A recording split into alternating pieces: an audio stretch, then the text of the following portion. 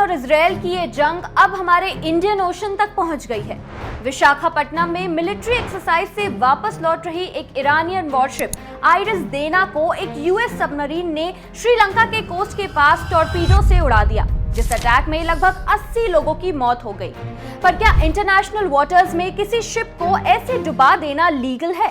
चलिए समझते हैं। समुद्र के कानून गवर्न होते हैं इस ट्रीटी से, जिसका नाम है UNCLOS, यानी United Nation Convention on the Law of the सी।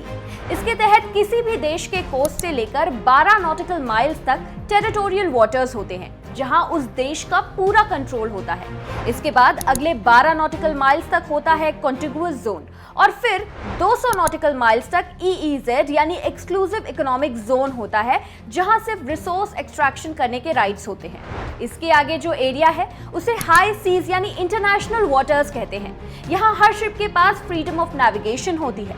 कानून के मुताबिक वॉरशिप्स को सॉवरेन इम्यूनिटी मिलती है। इसका मतलब है कि हाई सीज पर किसी भी वॉरशिप पर सिर्फ उसके अपने देश का कानून लागू होता है। बिना किसी एक्टिव वॉर या सेल्फ डिफेंस एक्ट के इंटरनेशनल वाटर्स में किसी भी दूसरे देश की शिप पर हमला करना इंटरनेशनल लॉ का बड़ा वायलेशन माना जाता है। अब देखना ये